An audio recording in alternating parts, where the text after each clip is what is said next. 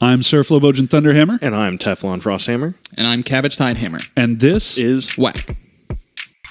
If Amtgard knighthood means anything, you can't knife a motherfucker and keep it. And the thing that people need to understand essentially about arts and sciences events is that your scores don't matter. Do you want a black phoenix or a white phoenix? Jeez, language, man. We're on right. a freaking podcast, for fuck's sake. Mind-blowing experience, right? Hello, everyone, and welcome to WAK, where we discuss topics important to the Kingdom of Winter's Edge, interview the Amtgard community at large, and talk with interesting people from around the foam fighting world. This week, we're going to be doing a Hammer Time episode. This is our New Year's episode. Happy New Year's to anybody that's listening. Happy New Year's, guys. If you're listening on New Year's, I'm sorry, you got to find better friends or something. Get a hobby, something. Happy New Year's, Vidalia. They can't hear you waving. Oh, they'll probably pick that one up. It's fine. Yeah. Yeah, so I think our topic for today, and before we go too far in, I want to propose this is a very laid-back, no-cuts kind of episode, so we just can throw it out there. Sure, yeah. Because we're recording on December 30th. Yeah, this we has are. to go up on Friday, so... Oh, man, I didn't even think about it. Yeah, right? We're professional. Listen, it's not that difficult when it's just us. So, yeah, we wanted to talk about kind of the state of Amtgard in 2021, and some of the stuff we have coming down the pike, right? Yeah, absolutely. I want to start off by saying, too, thank you to all of our guests that came on in 2020. Thank you to Jay and to Subway and to Teflon for really kicking our butt to get this started originally. Yep. Thank you to Vidalia for all of the art that you've been doing. Also, go buy her magnets. That may or may not make it into. Hey, Lucas, can you put a link in listen, the description? I know. I got to put it in the one for Subway also. Damn it. No, we've had a whole lot of people that have helped us get this off the ground. We've learned a whole lot in these first couple of months doing it. Hopefully gotten a little bit better along the way, and we've certainly had a whole lot of fun. So yeah, I feel like if I could tell us a couple of months ago what we know now, it would be like really awesome. Some of the first episodes I want to re-record at some point, just because the format changed at some point around episode 5 or 6. But yeah, it is what it is. Yeah, definitely have some of those early ones back on. We got people that we knew would come on. Early. Yeah. Hey, you owe me a favor. Get over here. Yeah, right. Talk to me for an hour. So we have kind of a structure for the next couple of months. Yeah, we're doing specific belts. We are, yeah. For this next couple of months, we're going to be doing belt months, where each month we're going to focus in on the discipline area for one of the belts. So could be that we're talking to some knights that have that belt. It could be that we're talking to some newer people about their thoughts on that belt. But everything will kind of revolve around something to do with that belt or the culture ideology around it, right? Yeah. And so, January is going to be sword. Yeah. Okay. So sword for January, and we're going to do, what was it in February? I think it went sword, serpent, crown, flame, or sword, crown, serpent, flame. I know we wanted flame to be last. Right. Yeah, so sword, crown, serpent, flame is what we were I think gonna that's do. right, yeah. Yeah, because we were going to put crown in the middle because it'll be boring. Yeah, something like that. But yeah, we're hoping to get some really exciting people on. I'm pretty excited about some of the people that have confirmed so far. I hope you guys will be too. We're actually going to get to talk to some people from our parent kingdom, which will be fun. Mm-hmm. I don't think that we've had anybody on from Neverwinter just yet. No, I'd really like to, though, so this is a good excuse. Yep. Before we move into some talk about 2021, I want to do a last goodbye to 2020 here. Good fucking riddance. Bye. All right, we've done it. Let's go. A moment of silence for 2020. Okay. It's done. No, this was more of just a shout out to all of the parks out there and all of the people that kept stuff going while this pandemic was going on and made sure that the community survived and provided some activities and online A&S stuff and getting together for Among Us and anything that was being done to just make sure that we were all able to stay together. Yeah, we really proved, as a whole, that Amtgard can survive something like this and come back from it. So It's the online ANSs, I think, are a cool opportunity. I hope they don't completely go away because they're really cool, especially for some folks who have, under 5 or something like that. It's a great showcase and it gets a lot of traffic to individual kingdoms. Absolutely. And you end up in the situation too where what's the best way to put this? Hobbies are kind of like plants where you have to water them to make sure they're healthy, right? So this is another level of engagement that maybe wasn't there before.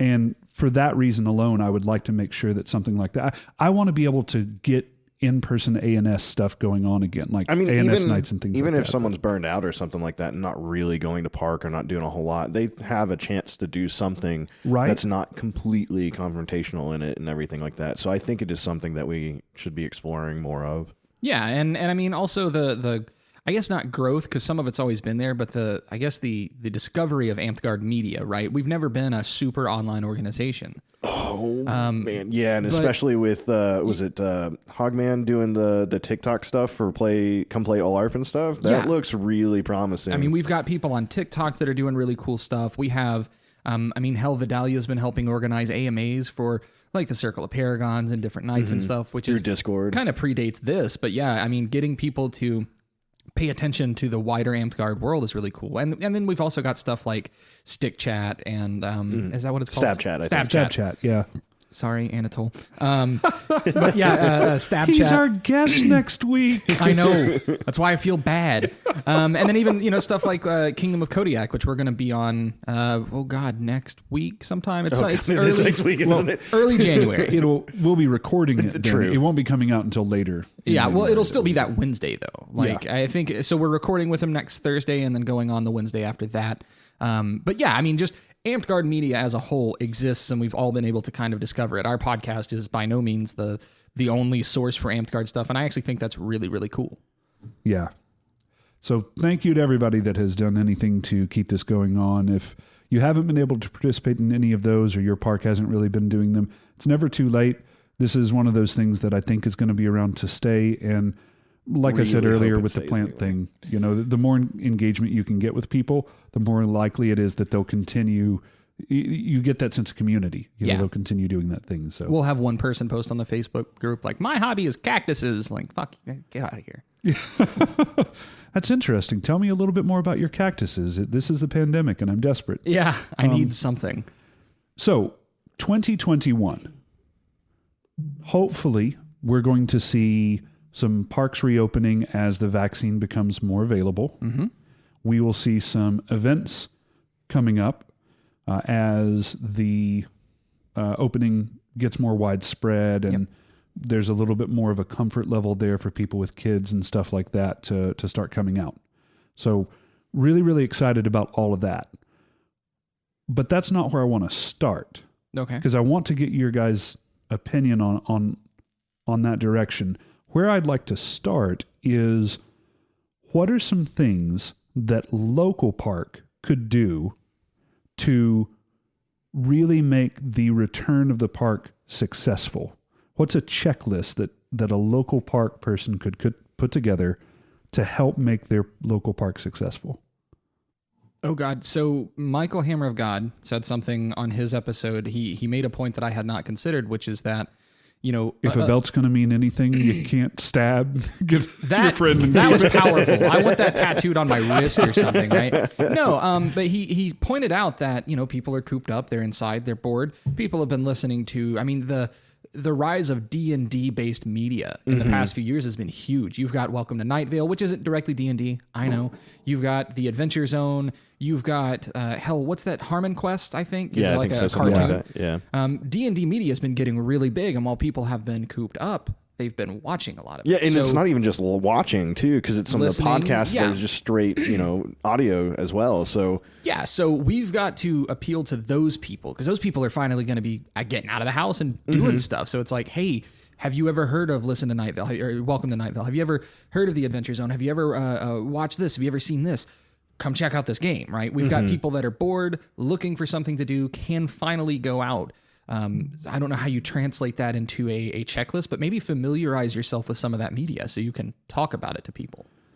I think one of the best places to start if we're talking about some of the things that we need to be mindful of when we start coming out. And this isn't to be funny. Parts of this may come across as funny as we're talking about it. I'm going to use myself as an example here.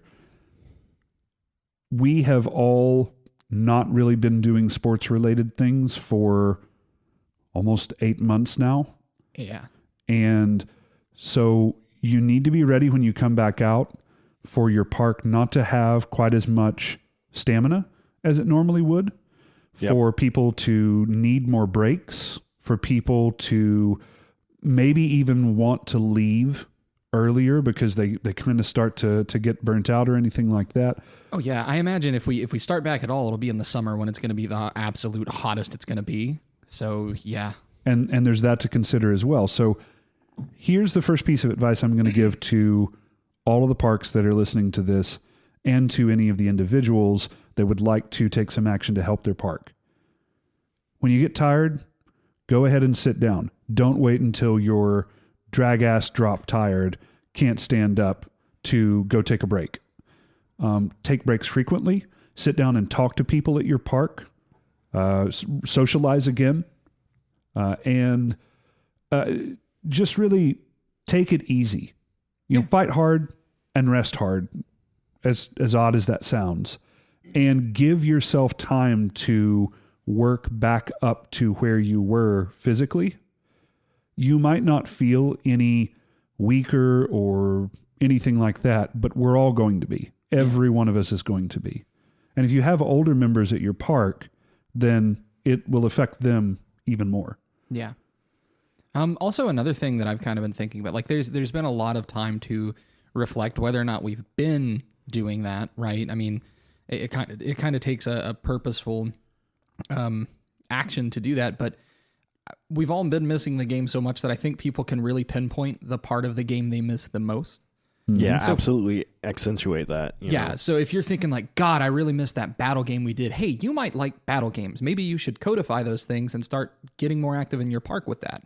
If you really like ditching, hey, shout out. But like, find other people that have that same interest and try to grow that at your park, whatever it is. Because we've all had time to go like, I missed this thing, right? Even if it's just socialization. Think about it, bring it out there, get really enthusiastic about it. Kind of to echo that to some degree, if your park doesn't have a champion bag or something like that, even with or without loaner gear, but like ropes or cones or things that you can use to make those battle games and stuff, you can start gathering that, week to week, or whatever small amount of money you can put towards it or something like that too. You could even vote to use park funds to get it together if you've not done it already. There's plans for walls and stuff that I've done that run anywhere from 25 to about $35 a wall or something like that. And when we first had them, we had two, thanks to Flow, and just those two walls actually added a lot more dynamic than I expected to it. So fun.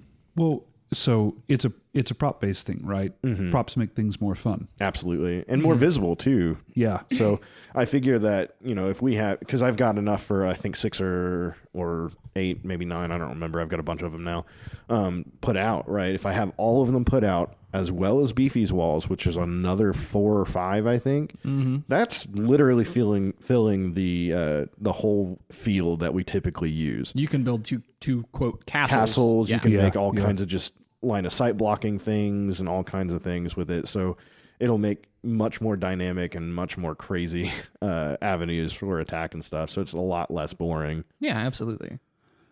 Next thing that I wanted to bring up was something that you actually did quite some time ago, but this might not be common at a lot of parks. There are little carts that you can go get to haul your stuff around in.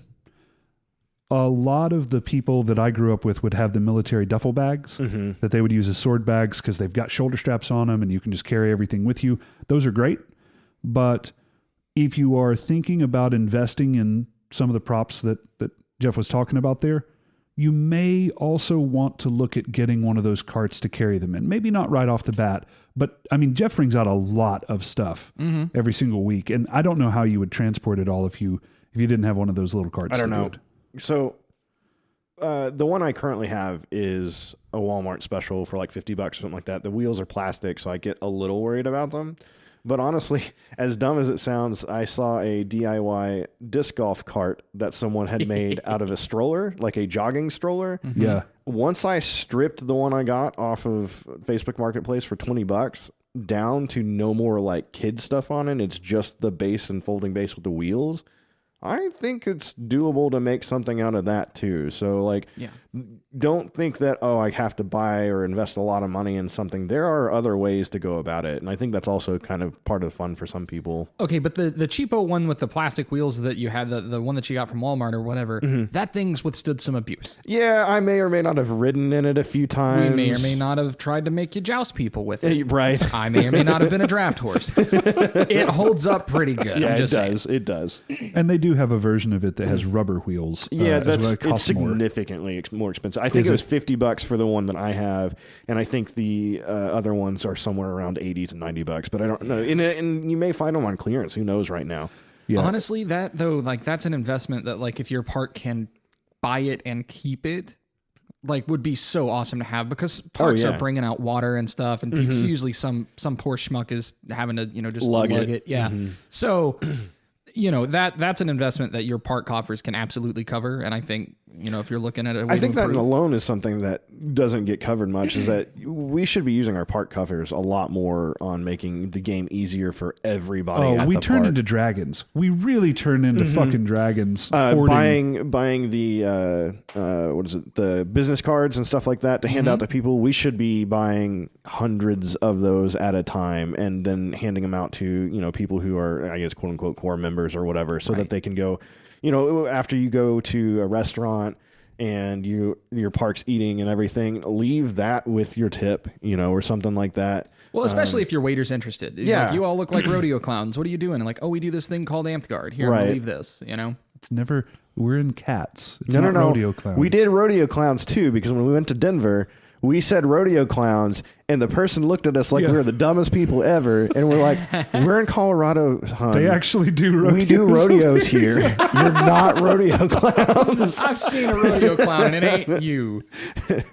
Another thing I'd like to see too is we've had a lot of time to craft and sit in our houses and think of stuff. Like, I want to see the cool stuff people come up with. Like, that's cool. That's the thing. The more I thought about it, like, I really enjoy being at events and doing battle games and stuff. But like some of the cooldown stuff and like side activities like Cube and stuff like that, I've had a lot of fun with, and something I've actually missed playing. Yeah. So like for me, as far as like things to come in 2021, I want to make some handmade board games that are of like ancient style. So like the Royal Game of is kind of like a board game racing game thing. Senate is an Egyptian board game. I love Senate. What was the Viking game? I don't remember what it's called. The little wooden board right there is the set that Beefy made for me. Yeah, that's. And then there's like Ninesman Morris, which Donegal, I think is what it is, who mentioned that. I've seen the board but haven't played most of these. And then also to things like Bocce Ball, like the yard games like Cube and stuff like that. Like Bocce Ball is apparently like somewhat historic and things like that. So it's actually done at the SEA and stuff like too, if I understand correctly. So like getting to some of that and having that available, I think is really cool. I was just thinking nicer garb. That's all. Yeah. Yeah. I don't want to keep on piling on things that are, oh, you need money for this or something like that. But a first aid kit, if your park doesn't have one, good call. might be a good thing to grab before you start coming out. Because again, like make sure your EpiPens are in date. Flow. You may want to, especially because it's going to be summer and the bees are out and your friends are worried because if you get stung, you'll die. We're more worried that you'll encounter a random shrimp and eat it. Like you'll be walking, it'll be on the ground, and you'll be like, "Oh, cocktail is it like shrimp!" a Pokemon? And then die. Is that a man riding a shrimp? Yeah, Flo has encountered a shrimp. Yeah, exactly. And then you're comatose in the park. Flo ate the shrimp. And also, I'm going to go ahead and tack onto that. If you buy a first aid kit, please know how to use it. Yeah. I have seen people just rip open the first aid kit and start using gauze as a tourniquet, and I'm like, "What are you fucking doing?" Yeah. The dude stepped on some glass, bud. It's not, you're going to kill him. Yeah. So just be ready for some extra injuries, I guess is the point that I was getting at. Stretch. Yeah. Everybody, After, not before. Is that really how that works? Yeah. Because if you stretch before, you potentially have stretched the things out, so now it's easier to then injure yourself. You want to warm up first and stretch the cooldown after. I didn't know that. If that tells anyone listening about my personal level of physical fitness, I always thought you. At least that's what I've been told. So and seems to have helped pretty well. Yeah, and warm up. That was another one that I really wanted to cover here too. If you have a ditch field that you guys use to warm up, just walk around it a couple of times. Just do a couple of laps around. High knees or something, just to kind of get moving, blood flowing and stuff. Yeah, absolutely. So I think that was the first big thing that I wanted to cover there on safety when we're coming back out, kind of being ready for that. A lot of those things involved, or convenience with the cart. Yeah. A lot of those things involve money. We also talked about the prop stuff. So what are some things that don't necessarily cost some money that you could do? And I think, Cabbage, that you touched on a really good point earlier.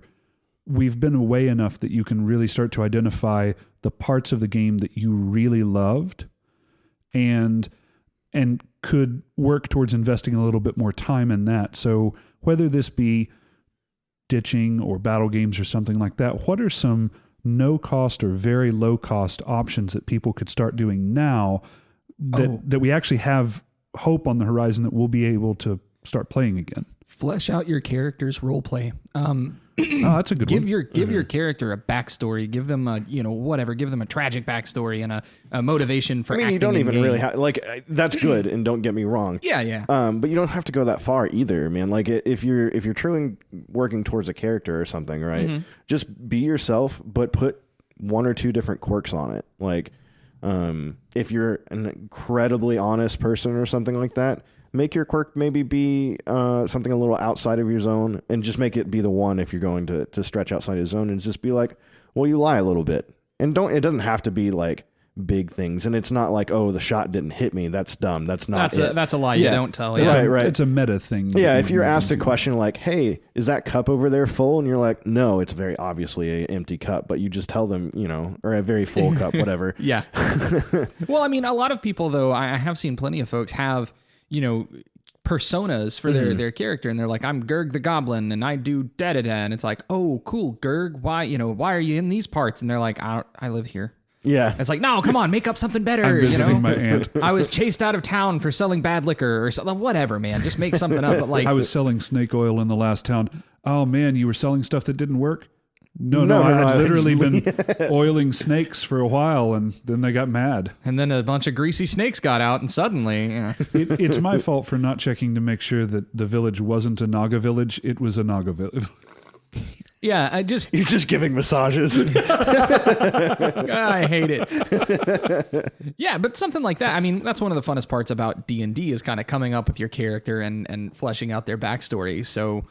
do that. I mean, that's free. And that's just, if you've got Wikipedia, you can do some fun stuff. I've always, for any D&D character I've ever rolled, I've taken like a folk singer or something and then just like worked their story into like, oh, nice. In a current campaign, I'm running my character's backstory is, and nobody knows this, so Vidalia, I'm gonna pop the lid off this. It's just Woody Guthrie's backstory, which is extremely tragic, but also like weirdly appropriate. Yeah. But do something like that. That's free and it's fun and, can maybe make events more immersive. Yeah. I think that's a really fun thing to start with too, for people that are maybe more roleplay inclined, or kingdoms that are maybe more roleplay inclined. Our kingdom has not been as openly roleplay inclined as that.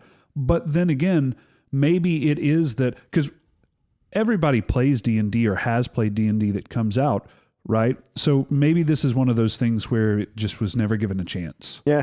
And also to kind of piggyback on that too, like Regan made a regional monster manual for Neverwinter. And I kind of sort of started on... Does it have the swamp ape in there? I think so, yeah. So he originally awesome. went to like folklore type stuff and cryptids and things like that for the area, and added those to the monster manual for it too. And his is written, if I recall correctly, closer to like how the door and everything else is. What I'm trying to do is actually kind of get more of a quote unquote lore book rather than a rule book in a sense. So what I'm looking to do is like, I've been playing Grimoire, which is currently the chieftain of the Brownfoot Orcs. And so he's always in my mind been residing in or around Radiant Valley. So adding them in, giving a small description of the typical garb that they have, because one of the things that I hate about quests and stuff is like, what do I see? You should be able to just look at the thing and be like, oh, it's a blah blah blah. But if you're new or something like that, I understand. Yeah. But if you see the same thing over and over again, oh hey, they've got this color garb on sand with the color, foot on. sand colored garb, and they have a brown foot on it. Oh, okay, that's a brown foot orc. I got it.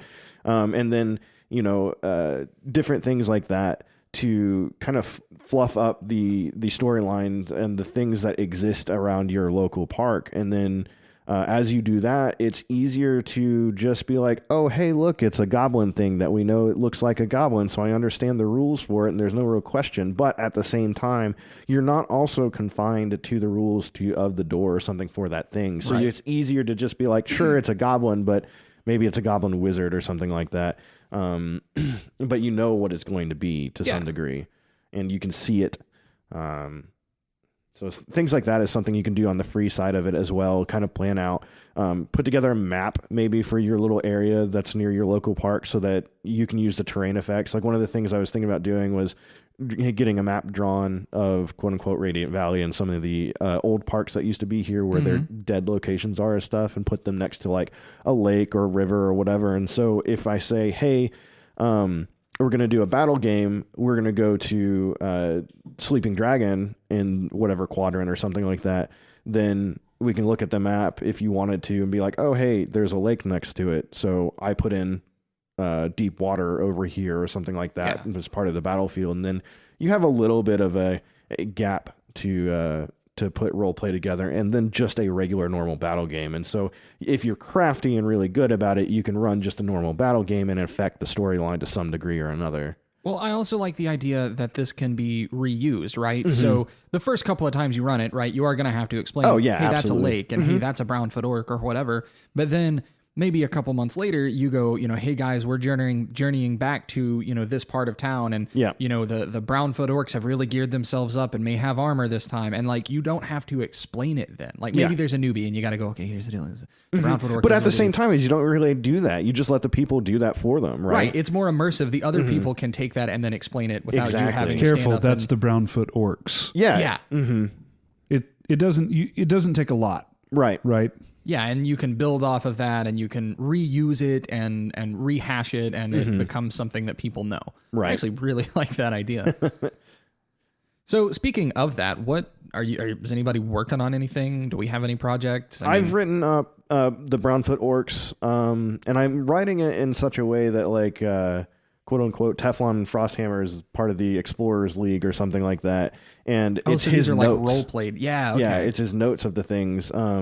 What's the guy from WoW? What's the little dwarf that's from exactly Nessingway or something like that. Yeah, him at Nessingway. Yeah, that's exactly what I modeled it after. That's good. The idea of it. And then like you can add to it, and like the atlas/map stuff, you can kind of move things around, and again encountering terrain effects and stuff like that. Because the idea for me with battle games is that you only put one or two new things in it. But once a thing that is new now becomes old news, you can add more to the game and it won't cause problems. Like it's the smartphone evolution, right? Yes. Like you put an IR receiver in this phone and oh God, it's new. And then every other phone after has that and something new. Right. Exactly. And is also trying to take over the world with it. Oh yeah, probably. I'm fine with it. Listen, my iPhone pried out of my cold dead hands, I don't know. I'm working on garb. I've been getting really into sewing. And I was talking to somebody about this the other day. So I had to stop by your house. I was dropping something off, and I walk in, and Lucas has stacks and stacks of fabric that he has been cutting out. All, this is this panel, and this is this panel, and he's got all of his patterns stacked up there, and his cats are hovering at the edge of the room, because they want to come in and sit on these things because they're just slightly higher than the floor, and that's how cats are, and right? they're fabric, so of course they get to make biscuits on them. Yeah, right. But they're terrified, and they're terrified. I'm guessing because they've tried it, and decided that that was not the best course of action for them. For one reason or another. Right. And then I'll come back over later because I forgot something, because that's who I am. And and everything, some of the stacks are lower. Some of them are now higher, even though he's still only working on one project and more things have been cut out. And there's a scrap pile there. And the cats are so happy because they finally have a scrap pile that they can play in. One of the cats is so happy. The other one is completely fucked off at this point. Yeah, it found the bed. But no, so you're actually wearing, people can't see this, but you're actually wearing one of the coats that you made right now. Yeah. It looks okay. And Fuck you, first and foremost. no, it's super baller. It's super baller. Yeah.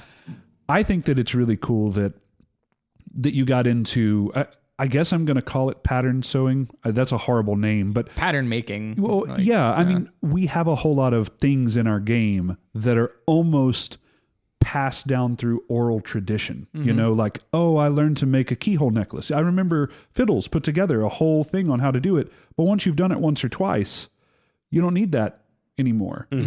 And I don't think that a lot of people that do high level crafting stuff necessarily work off of recipes all of the time. And you have been working off of recipes and putting out some really, really cool stuff. You actually made some stuff for your family, for No, that was all the holidays, Christmas too. gifts this year. I was broke, so I Yeah, made right. everything. Yeah. No, but it was really cool. It was really cool, like coming over to your house at different times and seeing different things hanging in different stages of finished. Which circles back around to something we were talking about earlier too. While the pandemic was going on, I know a whole lot of y'all have been making bread. There's other base projects out there that we've been doing. I got into belt weaving. I finally finished a belt for my man-at-arms. I have started a belt for my squire because I gave Teflon a belt at my knighting, but it's a weightlifting belt. It's so thematically appropriate, though. I know, right? But he pointed out, I don't know, maybe a month or two in, he's like, hey, man, this is great, but I can't actually put any belt flags on this. I was like, I didn't think about that. Yeah, I didn't either. Well, I'll get you one.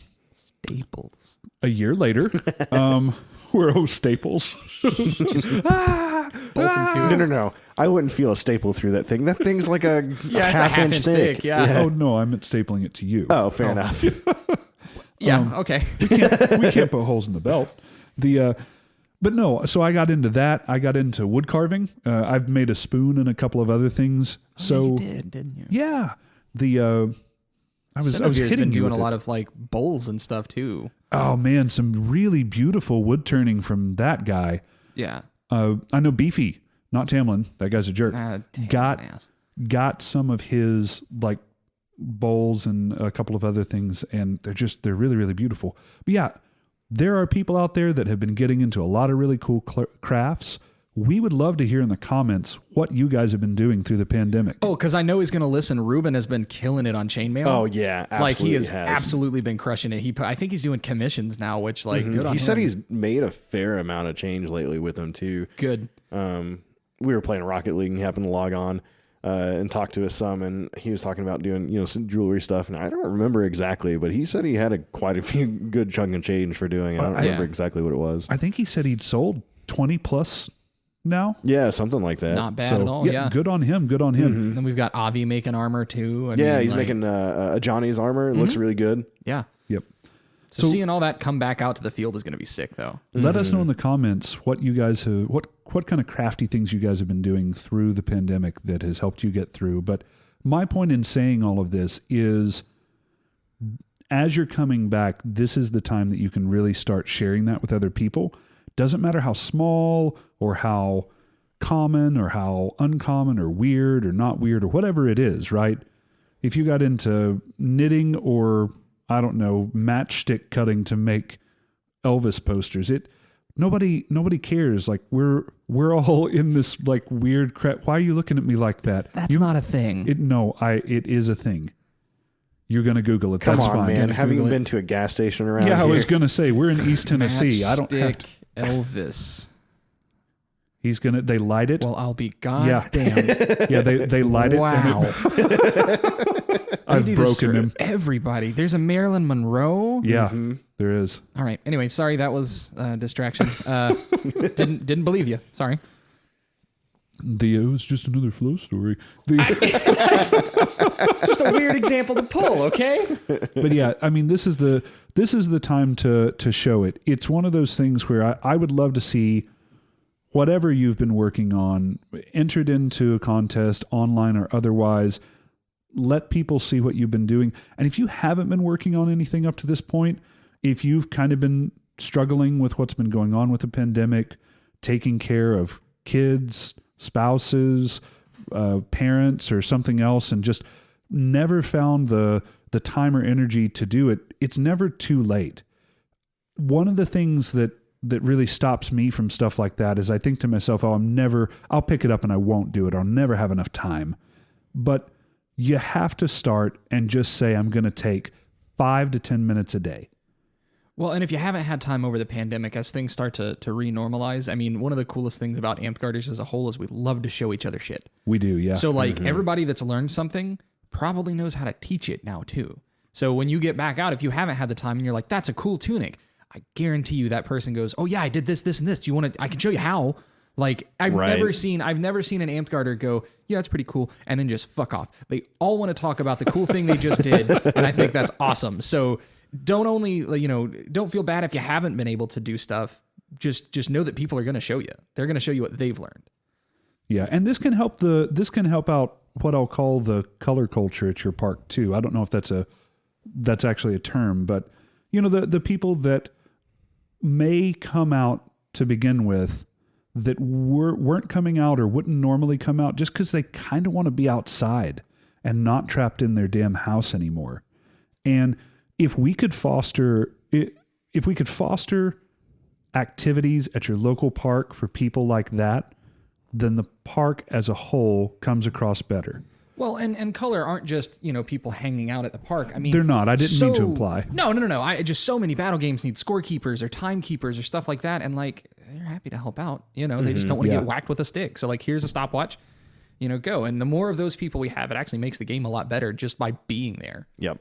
It really does. I mean, this is one of those classic, you have to have people to get people sort of things, right? If your park currently has 15-ish people out there, but then you can get some of the families involved, even bring the kids out and stuff like that. Now when people look over, they don't see 10 to 15 people. They see 30 to 35 people over there hanging out, doing stuff, making chainmail, whatever. Playing Cube or something. Playing Cube. Yeah, it's easier for people that were kind of on the fence about whether they should go check out this kind of weird thing over there to then go, oh, okay, is this like a family reunion? No, it doesn't look like a family reunion. Okay, well, I'm going to go up and see what's going on. Mm-hmm. Yeah. I mean, it's the Neckbeard family, it's fine. Yeah. No, it's, I mean, if you look at like a Ren Fair, for example, like there are tons of people that go to those, they dress up, and those people could all be Amtgarders today if the game appealed to them specifically. So just start doing that. I mean, It's not that hard, We're already 90% of the way there. Yeah. So check your weapons. Those have deteriorated. Don't check them, just remake them. Like, don't even. your Lowe's foam insulation has not held up. Okay? Or send them to a different elevation, then they become legal again. That's a good one. For a time. But you can't bring them back. It's true. Send them to your friends in higher elevations. They'll love them. Yeah, Colorado. If you need sticks, just give us a shout. We'll once they go above sea level, they're going to be great. But we don't want any of yours. Yeah, sorry. They use different foam, or is it just like foam? So. When Flo and I went to Colorado for Rackus, right? We've told this story, but I did. But I want to tell it again. The TLDR answer to your question is there are air pockets in the foam that we use. It expands higher air pressure, and then you beat on people for a while, and it despands, compresses, expands with Y spans. Anyways, we're losing track. When you come back down, yeah. So. We had totally assed out weapons. Like you could squeeze them, feel the core from both sides. Yeah, it was. So we cut the tape, and dust poured out. Now, I know that people will hyperbolically say that as symbolic. No, I do that regularly. Yeah, symbolic that their swords have broken down. But like we cut it, and literally it was sand pouring from an hourglass. These things were so broken. When we got back. Yeah, when we got back. Damn. Okay. Well, anyway. Before we left, they were just horribly illegal weapons that Right. became legal once we got up there. Right. Yeah. Okay. That's cool. Yeah, remake your sticks. Just, God, remake your stuff. It needs it. We traveled with those stuffed into a plastic golf club bag carrier. Yep. On the plane, like carry on or like checked? I think we checked it. Yeah. It was a hard shell case that you carry your like $2,000 golf club bag in, the bag itself. Okay. And the airport, the guy opened it up because they were putting it through x-ray, of course. He's like, hey, I got to open this up. Could you stand here? Yeah. He opens it up. He looks at all of us. He closes it and says, I don't care. Yeah. And just sends it on through It's not a gun. I don't have to care. So what is something else? We've talked about local park stuff. What is something else that maybe park communities could do? And let me define park communities here. Not all kingdoms may have this set up, but we, here in Winter's Edge, have some parks that are relatively close to one another. We have some parks that are way far away from all of the other parks too. But if you do have some parks that are close to you, what are some things that those parks could do? I mean, the obvious one is going to be, hey, we could both say we're going to meet at either our park or your park or some park in the middle and have everybody over and, use a little bit of the money from the park coffers and have a big cookout. But what are some other things that those parks could do that are community adjacent that would be a fun activity to kind of kick things off that's started? And I want to be very clear with the caveat I'm going to make here too. Consistency is going to be super important as you're restarting. Yeah. So I don't necessarily want to do things that will take people away from their home park over and over again. That's not the point of this. You will need to be at your local park. Everybody listening, you'll need to be there. Yeah. I actually don't think we should worry too much about the park to park thing. I think it should be worried more about local to make sure you establish the core group again. It also be more visible for those new coming in who are looking once able to get out. Right. You can't grow your park if you're not there. Right. Yeah. So I would take about good probably 3-4 months, honestly, before we start realistically looking into let's do raids. Not to say that there shouldn't be one every now and then, but like maybe once in 2 months or something like that. We need to establish a good core again. Well, and I want to piggyback off that. If your parks are somewhat close and you're meeting on the same day, maybe this is a good time to reevaluate whether you want to continue meeting on the same day. Yeah. Or whether you would like to meet on a different day. That way you could travel. Yeah, I was going to say just about if you're on different days, then it makes it easier because the raid day doesn't affect your normal day-to-day thing. But if if your parks are meeting on the same day, then that becomes a problem. Well, so outside of that, right, in the distant future, I still like this idea, once we've reestablished ourselves, I would like to see parks do more things.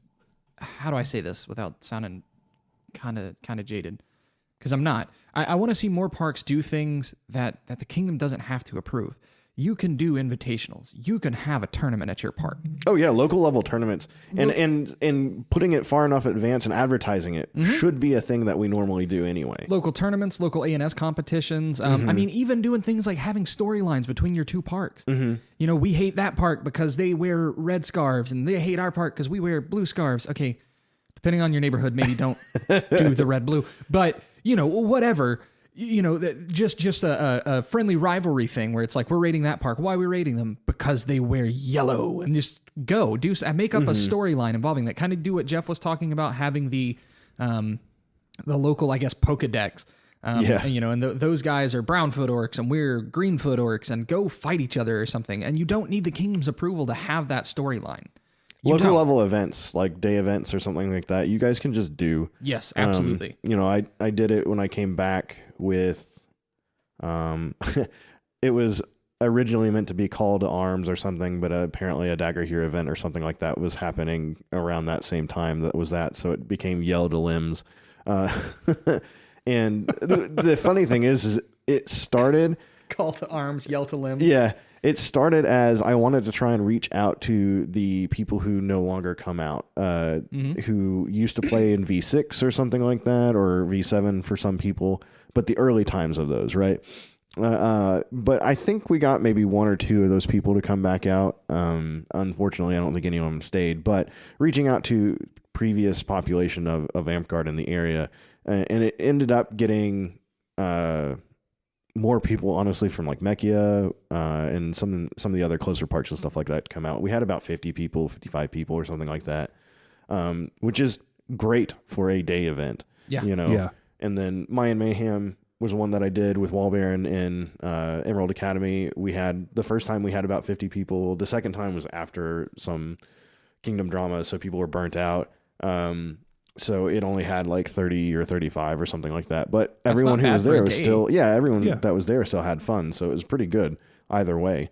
So these things are things that I feel like we did a lot more in our time when we were younger, Flo, like when it was like V6 and the early days of V7, Sleeping Dragon had the Day of the Birthing event that they had every year. That was just literally a local level event that we went to. I don't remember which park now, but there was a park that we went to and rented the space just like a normal Kingdom event. Mm-hmm. So those things still can happen. Yeah. And I think it's almost better in some ways that they happen more often. But well, and I want to point to something you said before. It's always worth it to try and recoup old members sort of straight away. This is true for most things, but anytime you're doing something like sales or anything like that, where it's something like 10 times more expensive to obtain a new customer. It's the 80-20 rule. Yeah, what was O'Banion's thing? Was it O'Banion that said that? Yeah. Okay, yeah. I actually looked into that a little more, and that's where I found this out. But yeah, it's drastically easier to keep a player or to recover an existing player than it is to generate a whole new player. Mm-hmm. Not to say that they're not both worth doing, but if you have an event where you can say like, hey, we're doing this thing we used to do way back when, I'm going to call so-and-so. He loved this. Mm-hmm. Get him on the horn. See if you can get him back out. It's worth it. Yeah. Some other projects that people could work on while all of this was going on. So before we do that, because I've been kind of trying to wrap up each one of these little mini sections that we've been doing. Oh, shit. Yeah. So wrap up to this.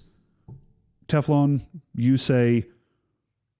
It's not that you don't do any travel. This isn't about limiting people's travel, but your opinion. Be cautious about it.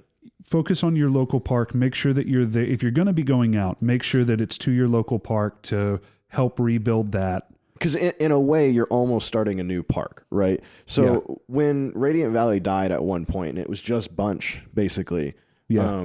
It's partially because we traveled too much. We were traveling 2 to 3 times a month, so there was really no one at local park at that point.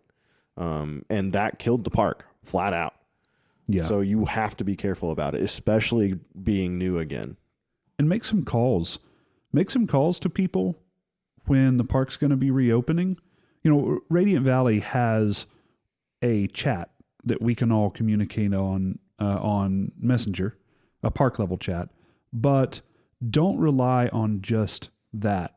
Call around to some people if you have any way to get a hold of them, or just check up with them directly through Messenger and say, hey, I just wanted to make sure that you knew the park's finally going to be able to start meeting again, and it's going to be on this date and time, and we're all hoping to have a good time. We're doing a potluck. I don't know. There's things that you could do that wouldn't cost a lot of money, like we were talking about earlier, that could still really get people ANS nights or something like that too. Yeah, ANS nights. And again, tying in what we were talking about in this last part here, ANS nights where you can show people some of the crazy stuff you've learned while we were doing this. I mean, I know that we went over to your house at one point in April or so, Cabbage, just to all learn how to do sourdough bread. Yeah. Yeah, it's a lot of fun too. Everybody gets to eat bread. Yep. Mm-hmm. It's great. With some real good butter. I killed my starter. It's okay. We got it. We got you cloned. Yeah. Actually cloned it for another friend too. It was their Christmas present. Oh, nice. That's awesome. Damn, I didn't think of that. I could have done that. Well, too late now. You had already given out bread, Dolly. Yeah, there was a period where I was just going ape shit with the starter. I was like, I've got some. Who wants it? I'll drive it to your house. I remember you sent a message out to like our big friends and family chat that we have. It was like, okay, guys, I've got to get rid of. I can't do the starters anymore. I'm spending like $50 a month on flour. They're starting to look at me sideways when I buy the mason jars. They're on to me. I got to get rid of this. I got to unload. But yeah, message people, follow up with them, advertise when your park is going to be able to start meeting again, and really like make a big deal out of it. This deserves to be made a big deal of. Mm-hmm. We've all been trapped inside for a long time, and make sure that people understand that they can bring their families out too, that this is going to be a fun sort of family-ish thing. And if your park doesn't have any family activities ready, start looking online to see what SCA does for family activities, or Beldag. I don't know if that's as good of an example. In my experience around here anyway, it's not been, I don't want to say not family friendly, but not been as like family focused, I guess. Hey, check though. Yeah. Who knows? Maybe your area, that whoever's listening is better about it. I don't know. Yeah. I mean, you can always figure it out too. Like it's not off the table just because you're not doing it right now. But I mean, yeah, and like reach out to people around your kingdom too. Like Red or Libby from here, she was Popocrat for a little while, as with was it Kay? One of the LARP fairies, she did some Popocrat stuff too. So as far as the kids go, reach out to people who have helped out with that, because you can replicate some of the things they did at kingdom level at just local park level too. Yeah, and I mean, at a certain age, I'm not saying let your kids play Amtgard. If they're too young, but there's a certain point where like you can let the kids kind of run around with a dagger and play tag. And like there's stuff they can do. Like kids like Amtgard. Like I have a 7-year-old and he's all about it, and like we'll play in the backyard. So like if you have an environment where that's safe, and if you have multiple kids around the same age especially, they can almost take care of themselves. Not saying let your kids run wild, like keep an eye on your children, especially at parks, but like if you have a big group and you're wanting to be more family friendly, like you can trade out people watching and stuff like that. And make sure too. You bring stuff for the kids to do. Like that's absolutely. The big thing. I mean, that's here's five really foamy, dense, not dense, but really, really cushy daggers, You kids go play. Okay, you're fine. Yeah, well, and if we talked about some ways that, that colors could help. This would be one of them too, where, all of them are talking and chatting and having a good time, and they've just pulled their chairs into a circle, and the kids are inside the circle, and the kids are being introduced to the bear pit. Mm-hmm. But it's not a bear pit like we would do it. Kid fight, yeah, that's kid right. fight. 2 kids enter, 1 kid leaves, kid fight. And the first aid kit will come in handy there too.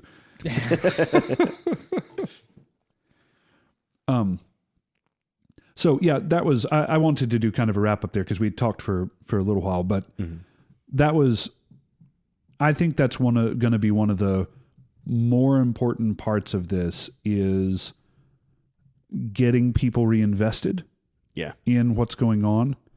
And I don't want people to think that that's a weird way to think of it either. That is exactly what we're doing is you apportion your time and your energy to the things that you are most invested in at that time.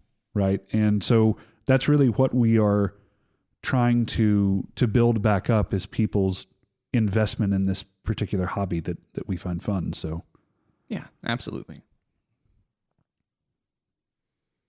Gang, I got to ask, are we going to go the full 2 hours? Man, I don't know. This might be a short episode. It's New Year's, man. Like, everybody listening to this is probably hungover right now. I am definitely hungover right now. Whenever you're listening to this, I'm definitely hungover. Get the next few days off, don't you? Yeah. Hey, I think you were about to bring this up. We got about 5 or 6 more days before bottling. Oh shit! Ooh. Yeah, that's gonna be cool. For Thunderhammer 2. Electric Boogaloo. Are we allowed to use that anymore? I thought that got. Is that? I think it's fine. It's just really though the rhyming scheme is hard to keep up with. Like you've got Thunderhammer 2, Electric Boogaloo, but then what is Thunderhammer 3? Thunderhammer 3, Tokyo Drift. And then Thunderhammer 4. I didn't see any of the other movies. I don't know how many there are now. I don't know. Thunderhammer 8, feeling great. Like if you're gonna do this, you got to have the naming scheme planned way ahead. No, so this one's gonna be a amber. It's a darker amber, and I'm kind of excited about it. Little stouter than what we had last time. I'm fine with that. Yeah, I think so too. Vidalia, you were holding your finger up. Did you? You have to save me some this time. I get some this time. No. I forgot we did drink it all when you weren't here, didn't we? Well, you made a small batch. This one is like 5 gallons. Yeah, it is. If we go through 5 gallons before you get any, I have a problem. You call the doctor. Call the doctor. Yeah, it's something. I mean, no, I just had to ask because I ate McDonald's right before we came on, and so I got a grumbly in my tummy. I didn't know. So I wanted to one thing before, if we're going to be wrapping up a little early, I think we don't have to. Like, okay. I can totally pull a Shalazar and just go. So if we're gonna you just leave and go to the bathroom, and then I guess the. Yeah, I mean, it's fine. Like, we've got a 20-foot mic cable. I can probably get it into the bathroom with me if we really want that experience. Yeah. Oh, yeah. From here, my house is only 24 feet wide, so. Oh, yeah. Okay. Fuck it. Yeah. No. We can go as long as we need to. I just at some point may get up and run off for a second. A lot of people usually pull inspiration from other people's ideas and things they've done as well. I talked a little bit about what I want to do. Flo, is there anything other than the Squire's belt that you mentioned that you're and your beer, I guess, that you've been working on or wanting to work on for 2021?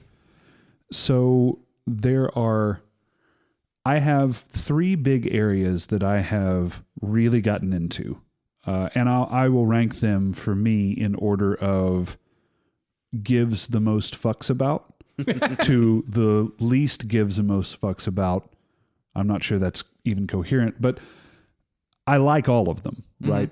The brewing has been a big one. So much so that I have actually considered getting or building a area up on my concrete pad up there that I can have a larger brewing thing in. I told you guys that I applied for my license. That's on the way. Cool. I actually have also applied for a business license now. Oh, nice. So this will be like a fully fledged business, and there are some intricacies to it that I do not fully understand how it's all going to work out now, because some of the laws around selling alcohol are kind of geared towards like if I had a bar or something like that, and that's not my goal. I don't want to do any of that stuff.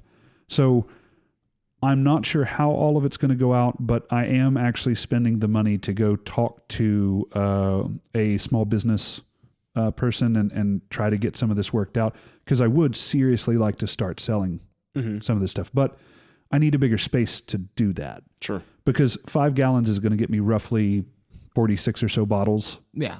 And in order to be able to scale this up, I really need to be able to start doing like 40-gallon batches or something like that, You live in the foothills of the Appalachian Mountains. Do you really need a liquor license? For the moon.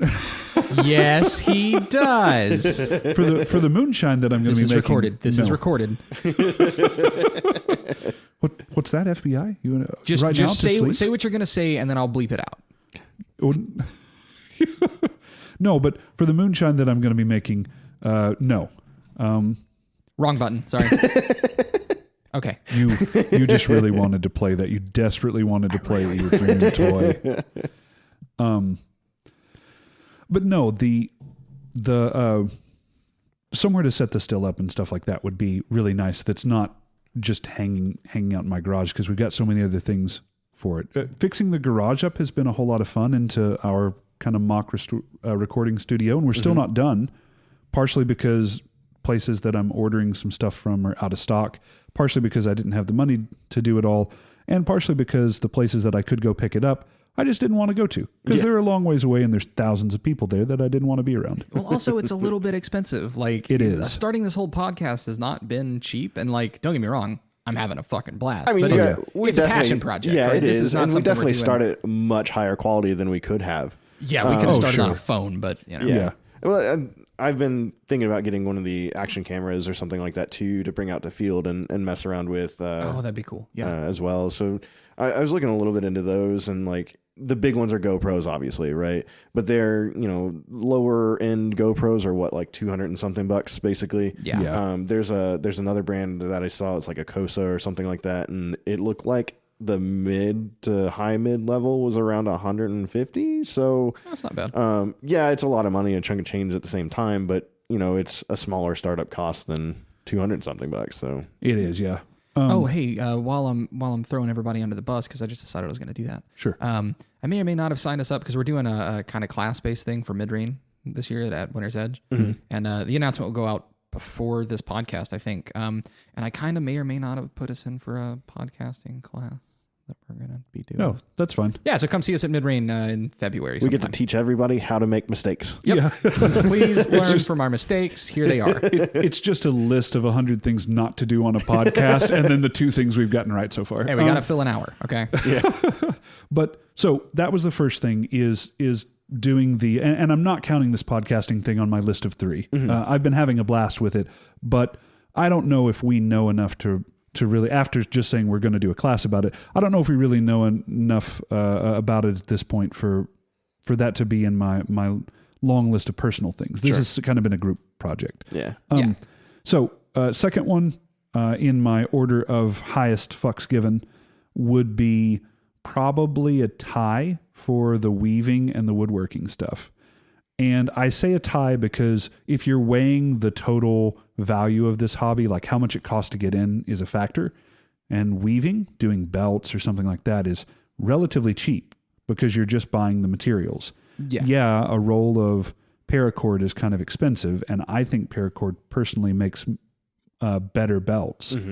But you can go buy some macrame for, I don't know, $9 or even yarn if you want to do crochet or knitting or something like that too. I've seen people make belts. You've made armor out of like stripped down t-shirts. Like you strip it into fibers. Some people will argue it's not because you can push your finger through, but it ends up being thick enough. So I don't know. You could make a belt out of it, is all I'm saying. Could, yeah. It was literally just like old t-shirt material, like the jersey, whatever stuff. Yeah. It's really akin to those kids' pot holders that they made with the little loops. That's realistically what it ended up being. That was the first thing that I wove was like when I started getting into this, they were like, I looked up to see what your first project should be. It's like, make a pot holder. Yeah. So I did. Then I gave it away because it was ugly. But so the weaving's really cheap to get into and really easy to get into. You really just need a good place to get the belt rings, which Tandy Leather, if you have one near there, will know exactly what you're talking about when you walk in. Or Rural King actually sells that exact same size. I think that's the 2.5 diameter that I use. What it was actually used for? Because it's not belts always, right? I assume it's horses or something. It is. It's used to, it's part of bridling. Oh, bridling, yeah. Yeah, I don't know exactly what on the horse it's supposed, or cow or whatever it's supposed to go to, but they said it was part of their bridling set. Okay. Which honestly, I think that's what, if you look at the packaging that Tandy sells it in, I think that's probably what bridle ring or something. Yeah. So that part I love. The woodworking stuff I have absolutely adored. I have so much fun with it, but I don't have an easy way to say this. It is expensive as shit. Yeah, I had talked to Semi a little bit because he does the wood turning stuff, and you can get started on like whittling or chipping or something like that for much, much cheaper. But yeah, a small lathe is like $500, so it's a real weight. But you can get into some things cheaper. It just depends what you're looking for. Because, again, with almost any project, you can't really jump, unless you just are made of money, you can't just jump to the big projects. You kind of have to build up to some degree. Yeah, you guys can't see this, but I'm holding my flex cut knife, made in the USA, here. And I think that it was about $25. And a strapping tool with some chalk that I still keep in the box and just pack and unpack it as I need to. That, every... I don't know, 5 minutes or so, I'll restrop it just to make sure that it stays nice and sharp. $50 total got me into it. and then the wood, depending on what kind you start with, it's not super expensive. So there are cheap ways to get into it. But there's things in that you're not thinking of too. Yeah. Like, I happen to have an old jigsaw laying around that after going to pick up a blade for, I found out still works, which was all great. Nice. But it wasn't a cost that I thought about, and you absolutely have to have a bandsaw or a jigsaw or something like that where you can do cuts. Because a lot of what you're doing, if you're going to be doing whittling or something like that, is just getting the block cut down to where you need to. I don't take that big rectangular piece of wood that I have sitting over there and start this chipping is away the at the whole triangle, thing. right? Like, yeah, right. Fast, cheap, or quality or something like that. Yeah, because you could theoretically do it with a hacksaw, but man, is that going to suck. Oh yeah, I think that over in the tool chest there, I started with a jewelry saw. That block of wood was one of the first ones, and there's actually a jewelry saw cut in it before I decided, nope, I was dumb and this was dumb. But again, it happened to be a tool that I have laying around. Yeah. So those two would be my second. And they've both been really fun in different ways and for different reasons.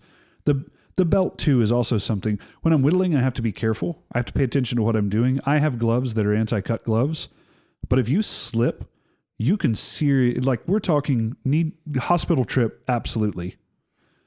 Stop looking at me like that. Stop it. Stop it. With the weaving, I watch a lot of football. Mm-hmm. Most of my Sundays are spent watching football, and so I will turn on a football game and set a table in front of me and just weave. Yeah, and so that's fun. And then third, and I didn't really think that this would be kind of a long-term thing for me.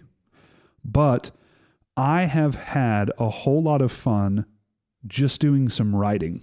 Mm-hmm. Just about Amtgard stuff, right? Mm-hmm. Sometimes I would just sit down and I would think to myself, what would two of the characters out at the park, like if Grimrar met blah, blah, blah, what would it do? And it's not even something that I intend to do anything with. I say that I didn't think this would make my list because, if the listeners know me personally, they may already know this. I'm dyslexic. It is something that I was not fully diagnosed with until after I was out of school. I struggled most of the way through school. It's affected me pretty greatly in my work environment as well. So writing is not something that comes easy to me necessarily because I use voice to text for almost all of it. And I have a really hard time going back and reviewing large blocks of text like that. If it's just one or two sentences, if it's a text message or something, I'm fine. If it's a paragraph, probably I would be fine. But once you start getting a lot bigger than that, I have to rely very heavily on a lot of tools. But I have to say it's the lowest money investment because it costs nothing. Mm-hmm. I just use, my Gmail account and Google Docs. They have a really, really good voice to text program through there.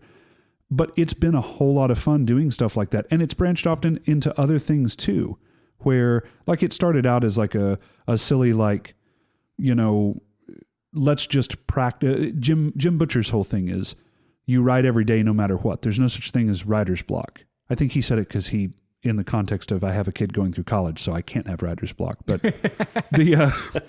but I thought it was good advice. It was more like there's no such thing as writer's block because even if you only write 2 sentences that day, it just means that you only wrote 2 sentences. It was a less productive day than normal. But it doesn't mean you did nothing. But it doesn't mean you did nothing.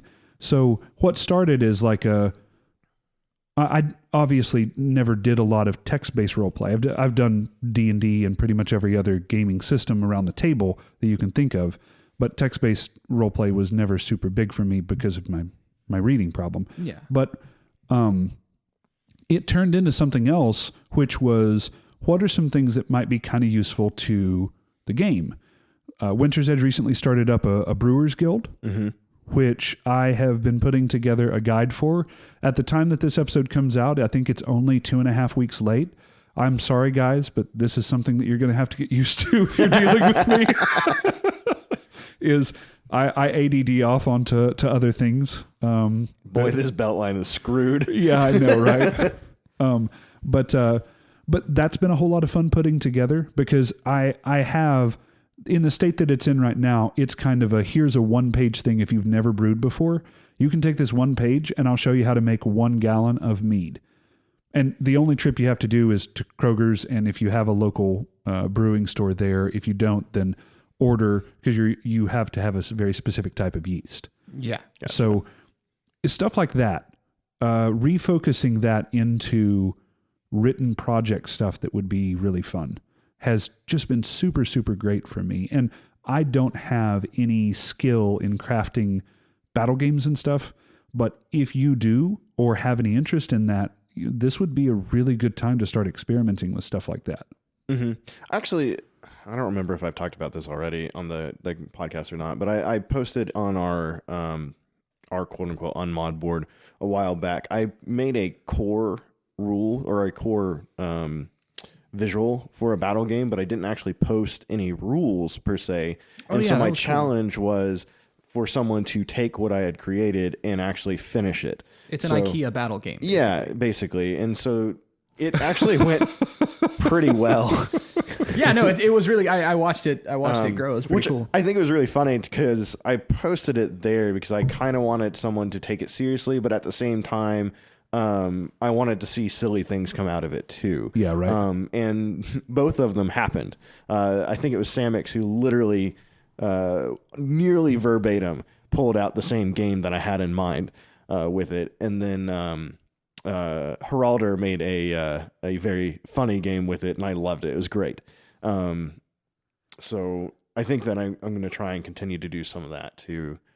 Because for me, battle game things is really cool. And then I realized, again, like you were saying earlier, Lucas, about, find the thing that makes it fun for you, and the outside atmosphere things come to mind. So that's where I went to the board games and the field games or lawn games, even like lawn darts. Some people are going to get mad, so I'm going to have to make the not spike ones, I guess. But Teflon wants to kill people. I played with the 1970s, whatever, darts with my dad. Granted, the plastic was really old and the fins broke, but we were still able to spike the ground without killing each other, surprisingly. 3D printing, I think, will help that, right, Lucas? We can print fins for them? Yeah, totally. All right, cool. So we can fix that. Yeah. What about you, Lucas? What are you planning on doing? Is there anything that you got? We talked about your sewing. Yeah. What are some things you got? Any projects involved? I mean, obviously, I need to make slough coats for the whole belted line. That's been on the to-do list. Got a new sewing machine, so it's going to be more possible. I actually have a weirdly ambitious project. This isn't even Amtgard necessarily, but for 2020, my goal that I didn't tell anybody, because when you tell somebody your New Year's resolution, you always fuck it up. But it was not to buy anything new. And with the exception of some podcast recording equipment, which wasn't strictly necessary. I'm still sorry about it, okay? No. I'm just saying, like, with the exception of that, I really haven't bought anything new. And so for 2021, I want to go a step further. I actually want to replace my mundane wardrobe with stuff I've created on my own. Cool. That and like that'll tie back into Amtgard, because of course whatever I learned sewing will absolutely make it back into the game. But y'all, beyond that, like, I'm gonna be really honest with you, I'm gonna take a little bit of a break. Like, I'm still gonna play Amtgard and all, that's fun, but like being Monarch, like, I miss video games, y'all. I bought Cyberpunk and I've played, like, I got to the title card the other day, and then I haven't played it since. Okay, well, that might be a bad example, because the title card might be the only place you can make to in Cyberpunk. No, in Stadia it runs fine, but it does take about 7 hours to make it to the title card. But just like, it's like I work, I hop on and deal with Amtgard International or, whatever's going on Inner Kingdom. I post stuff to the Kingdom. And like, it leaves very little time. Like, there's a lot of shows that people have been talking about. What is the Queen's Gambit? I haven't watched it yet. Alexis or Lexi watched it and said it was pretty good. It was really interesting. I actually saw like a random thing on Facebook about it too. Yeah. There was a professional, highly ranked, if not top ranked, women chess player talking to the actress about it, and the actress was like, I was trying to watch a lot of videos of things and ideas of chess because I wanted to make the moves of the pieces seem real. and very into making sure it was represented correctly. Yeah. And the chess player said that she did a really good job. Everything felt right in the movement. Cool. And like they were playing speed chess or multiple game chess, things like that in it. And she was doing a good job, at least acting through the moves and stuff. That's awesome. I learned from not from that movie, but because that movie came out, and I saw, I think probably the same thing that you did there, that because I'm not a big chess player, there is actually a proper way to grab chess pieces in a professional environment. Like you do this thing where your hand hovers not over the board but beside it, and when you decide on your piece, it's almost like watching one of those crane arms come down and pick something up. You hover over it, turn your hand down, pick it up, move it, and then lift your hand away quickly to signify like you're not trying to do anything sneaky or anything, I guess. So I just stuff like that though, that like people have told me about, and I'm like, man, I want to check it out. And between like, you know, being the monarch and then having a 7-year-old and then working a full-time job and doing the homeschooling and everything else, like y'all, I've been missing some shit. So after my term is over, totally want to keep making Garb. I might actually enter some competitions now that I will have the free time to make my pieces what I want them to be. Yeah. But man, I'm gonna take a few months and just enjoy the damn game. I can't wait, honestly. Like that's honestly just what I'm looking most forward to, is just being able to be in the game without having to like make any of the decisions. I guess I also have one more thing, and I'd forgotten about. Yeah. As far as things I want to do for 2021, and that's I want to make each character that I've messed around with, or even new characters, their full garb set. Right, so you can literally be like, "Oh, look, wait, he's playing this character today, or whatever." Yeah, it's Grimoire. Oh, it's the other one. Mm-hmm. Yeah, you know, head to toe, to have like a character called the other one. Like head to toe, like, you know, maybe I don't know about footwear. I can't really get on the footwear train necessarily as far as period look or whatever. Well, a lot of people, they did a class at Symposium last year, which was like spats. Yeah, the covers or whatever. That might work. Oh, that was Kellyan's. Yep. Kellyan's ran that. Those things looked amazing. He brought his leather sewing machine. There's this huge contraption that you pull levers, and I don't know, steam shoots out of the side. You know that scene early on in Spirit of the Way when they go into the belly of the bathhouse and there's the Spider-Man? It's that. Oh, and to kind of piggyback on that, like I want to do kind of a musketeer type thing, right? And instead of getting a hat, like an actual hat, I've thought about doing it from foam. As far as a cheap project thing you can do, some of the foam creation things you can do really well. I went to Dude, that hat Lexi made? Oh, good Holy Lord. shit. For Winter's Edge theme, could we be the Schlushketeers? Oh, yeah. I'm not opposed. Like our symbol will be like shaved ice with different colored it could just be the snowflake with a slushy, or not a slushy, a snow cone as the water droplet. Yeah. It's even the bottom piece is just melted off a little bit or shaved off or something, and then it's there's a bite taken out of the side. Yeah. But I was gonna make it out of foam, and so I went looking around. This was a while ago because I made a foam helmet that was like a gladiator slash. Yeah, I remember that Trojan. I don't remember the name of it. The one with the fan brush kind of thing, crest or whatever, on it, smashed together, and it was all purely out of foam, and.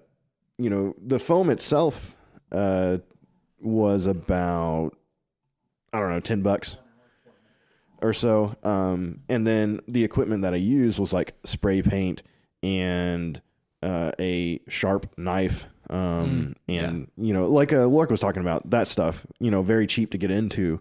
And you can create some really neat things. So there's a website called Evil Ted Smith. He does a lot of... cosplay type stuff. You gonna put that in the you know what? I said this was going to be a relaxed episode. I don't even have my notes pulled up. I'm opening Trello now. Hold on. Okay, so no, don't put it in there. No, you made me Evil feel- Ted Smith. Evil Ted Smith. This isn't going to go into the description. Just go look up Evil Ted Smith right now. Pause. We'll wait. I'm opening Trello. It's already open. I made a card. Hammer Time 3. Go ahead with the URL. So yeah, it's eviltedsmith.com, I think. HTTPS bang schwack. Evil Smith. Evil Ted Smith. Evil Ted Smith. He has patterns on there for all kinds of different random things, which is what I based the helmet off of, from anywhere from free to $5. And what you do is you print it out, and it's already made to a certain size. So when you print it out, you kind of match the pieces together, and you print out your template, and then just cut it out. That's really cool. You basically use like say pins or something to hold the paper onto it. Oh, this is cool. On his page, like there's a Mandalorian helmet out of foam. Yeah. Yeah. There's a foam wrench. Yeah. Yeah. Yeah. There's all kinds of crazy stuff on it, man. I want a foam wrench. And you touched on this just a moment ago, but Lork was talking about doing a lot of the stuff in foam as well. And this would be a really easy way to see if it's something that you'd be interested in. Yeah. Like you don't even have to go buy some of the really expensive costume foam or anything like that. I literally used the Harbor Freight. I think it's like $8 to $10 for the pack of 4 EVA foam. It's $8. Yeah. I know that too well. Yeah. That's all I use for it. And man, you can do a lot of stuff with it, prop wise and stuff like that too. You can accent sewing stuff. You could put, foam shoulders onto a cape or something like that. There's all kinds of weird, crazy stuff that you can do with it. Yeah. I mean, you could do foam scale mail type stuff. It's not going to count as armor in our game currently, but it looks really cool. It's light, and especially if what you had said earlier, Cabbage, is true, and we don't actually make it back out until summer. Yeah. To really start normalizing. I'm going to be honest, y'all. I don't want to start Amtgard back in 30 pounds of hot armor. Right. Yeah. That's how I die. Okay, walking to field is probably how I die. You broke your ankle talking on the phone while on the field. That is a thing that happened. Yes, it was my talus. Yeah. It was my talus. Bad. I learned a new bone in the foot. Yeah. When I broke it. God. Flo was walking around talking to Kazan on the phone, and it was like, you know what? My foot hurts. Calls me over and was like, hey, does this seem weird? And it tells me to grab basically his ankle and then wiggles his foot back and forth, and it literally cracks. I can feel it crack. It's so broken. It was so bad. Yeah, I think you drove your Jeep around I did. onto the grass. I drove the Jeep to you so we could take you to whatever walk-in or something like that. Yeah, it was one of the minute clinics. And it wasn't a walk-in for Flo, but no. That guy did his absolute best not to say that your doctor was wrong, because I had gone in because I think it had been bothering me before, and he did everything to say no, it's not that your doctor was wrong. Maybe you did this today. You definitely didn't do this today. Was the subtext. But yeah, I think that I had heard it a little bit before, and then when I was out there, it just finally cracked. Yeah. In case anyone is wondering, that's about 6 weeks worth of, oh my God, this hurts. But so what are some of the other things that you have been wanting to do? Taking a break, by the way, just to pull us back to there. I think that everybody that is in office ends up taking a break for a good long while afterwards. And the position that you're in often directly dictates how long of a break you need. No, I mean, honestly, like, sewing, I really want to beat Cyberpunk, y'all. I haven't shut up about it. Lauren's starting to get mad at me. I don't think that you can play it right now. You can. On Stadia, it runs perfectly fine. I thought that they were having like memory save problems and crazy glitches. It's from current generation consoles that they were having problems. It's like if you're playing on a PS4, you have problems. Yeah, so if you're on computer or Stadia or something like that, I think it's perfectly fine. Or a PS5 even. Yeah. But no, I mean, really, like, I just, like, y'all, I would love to ditch. Just, like, it's just the simplest shit, but just being able to go out and swing any kind of foam. Like, I feel like Monarchs in general, like, yeah, they deal with a lot of shit, but they also get to go hit their friends occasionally. And like, y'all, I'm desperate. I just want to hit somebody, and I can't wait to just get back to that, to get back to, the battle games that Jeff cooks up, setting up the walls, any of that. I'm just psyched for that, to be honest, to not be in the chair for a minute. I don't know. What do you guys think? I don't normally do this live, but do we have something else to talk about? I'm gonna blast your toilet here in about 6 minutes, man. So like, we're making the call now. Like, y'all keep going, I'm gonna go, or we gonna wrap it up. I think that this is a pretty good place to stop. Yeah, I think I so was so too. scared it was going to be a flow story. I was like, well, they made their choice. No, the point of this one was to just toss around some ideas for 2021, some things to keep in mind as you're coming back. And we talked about, I think each of us shared the 3 things that we've kind of been doing. Another thing, toss in the comments. What are the 3 things that have really gotten you through COVID? Or what are you looking forward to do? Yeah, or what are you looking forward to? That's an even better one because it doesn't focus on all of the horrible stuff that's been happening. Yeah. Also, Vidalia said something earlier, and I had my headphones on for the thing I couldn't hear. You said that there's 2 something coming up? 2 upcoming online events at Radiant Valley. Oh, Radiant Valley has 2 upcoming online. Will they still have 2 upcoming online events by the time this comes out? It's January 17th and 24th. January 17th and 24th. Yeah, and you can hit up Radiant Valley's Facebook page to get more information on that. Or our Discord group, yeah.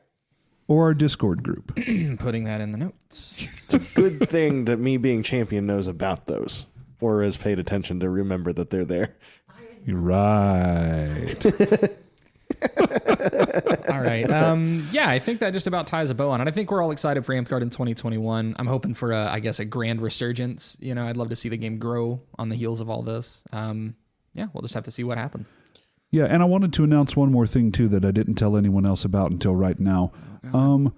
Sometime in the next 2 weeks, if you're not a member of our Discord server, you should join. Sometime in the next 2 weeks, we're going to hop on and do a Among Us night on Discord. Oh hell yeah, I'm down. Yeah. With anybody that's on there, everybody's welcome to join. We'll be on comms talking, and we're usually in there playing games and stuff.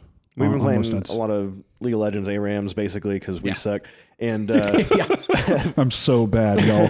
I played when the game came out and I thought I was so good, and now I'm old. It's so sad because I have the UFO Corky skin, which you got because you were in beta. Or I do something too. Like I that. still have the Riot skin. Yeah, like I have Riot Kale. It's so bad. I look like a complete I forgot about Riot Kale. Yeah.